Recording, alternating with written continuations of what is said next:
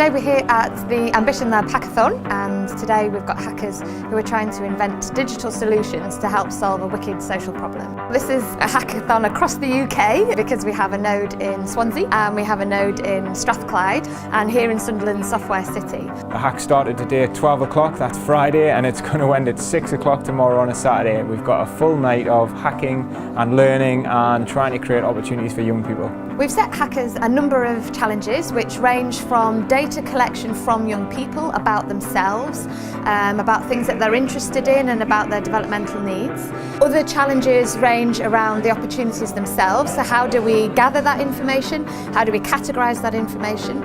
We've got challenges that are around the connecting the two together, so how do you make recommendations to young people about opportunities based on the information we know about them.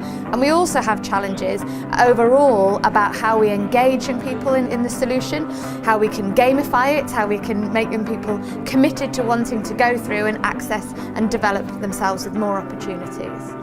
So the participants have really had an overview of what the challenge about the Ambition Lab is. Now they're going through a series of idea generation, thrashing it out, trying to work out exactly what they want to achieve, understanding what each other's skills are and how they can really benefit to produce a single solution. The great thing is we're brainstorming, we're getting lots of ideas out, and as we develop we'll be able to iterate and see which ones of those we really take on. What we were looking at was more the back end and how to store this data, and because a lot of the data gathering for the opportunities and also from the young people, it would make much more sense from a technical side for it all to be built off the same API, so we're looking to do a bit of collaboration in that sense. There's some fantastic ideas coming up so far. So we're already looking at people using social media data, linking in social media APIs to scrape information about people.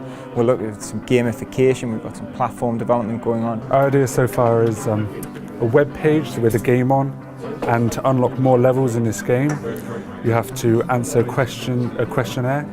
Our idea is a recommendation search engine that links people to opportunities. It allows them to build a portfolio which helps them when applying for a job or applying for university, and it also can help you decide what you want to do in life. There's one group that's still not quite worked out exactly what they want to do, and this is always interesting when this happens. I was a bit disappointed that we didn't actually say something. It was a bit because we haven't taken that small but focused approach.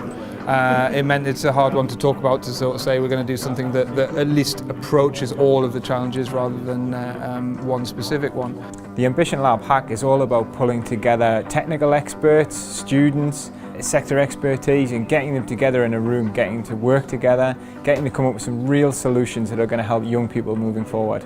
There are some young people out there who don't know about the opportunities that are there for them, and I think it's important that we help them reach their potential. We've been looking at what different areas of the challenges we should face, and we decided to face them all. So we're going to do one system rules them all, we hope.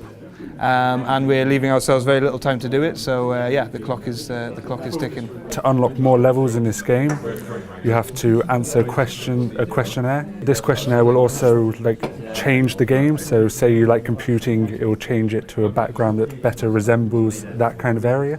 We hope to achieve a workable program, something that we could show everyone and be proud of.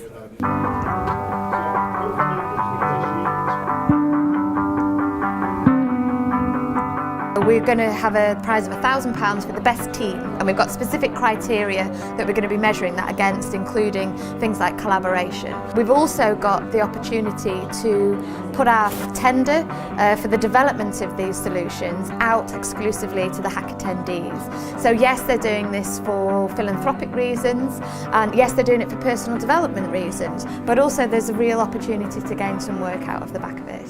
I have got a sleeping bag just in case. I had about 4 hours sleep combined in the last 2 nights, so if I get through this I'll be without any sleep, I'll be surprised. We really hit into that hack level. That's where the caffeine-based drinks get cracked open and the sandwiches and crisps come out, and that's it. For a good 20 hours we build something, we develop something, we come up with something that's really going to benefit young people moving forward.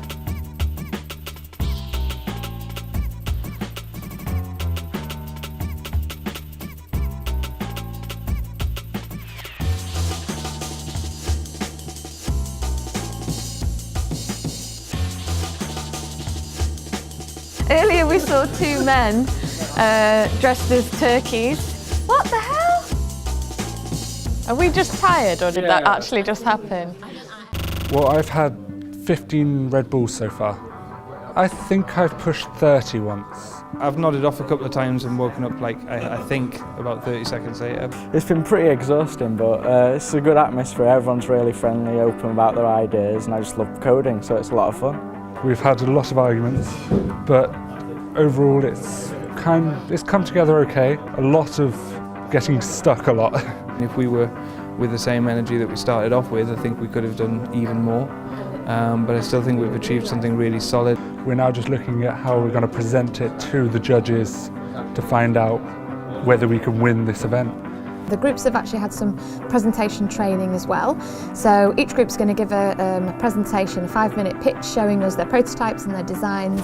And then we're going to have a team of judges who's going to assess the best teams. The judges have got 6 criteria that they're using.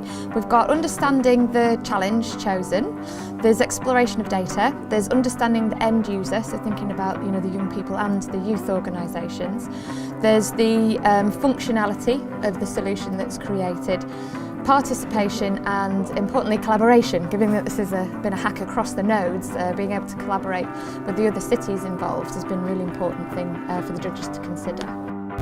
If you are interested in baking but your hobbies were guitar playing, maybe in volunteering or in alumni, there might be something showing up, for example, in your area. If we can ask people to give with 10 minutes and then we'll come back together. Even if we don't win, it was a laugh. I'm glad we did it in the end. Personally, just being part of the team developing it has been a massive learning experience. Every single project could all combine to one big thing, which was quite amazing because of all the collaboration going on between all the groups. I do think that there's real products there that are tangible and with minimal investment and time could be being used by young people and changing their lives. It's absolutely unbelievable what these guys have been able to create in such a short period of time. There was full-on websites with back-working systems, there was open source data scraping, there was games. How the judges are going to decide, I have no idea. The £1,000 and the trip to Cisco headquarters is going to a group who scored the highest in that exercise, and particularly around looking at the end user and understanding the challenge. So the winner is You Can.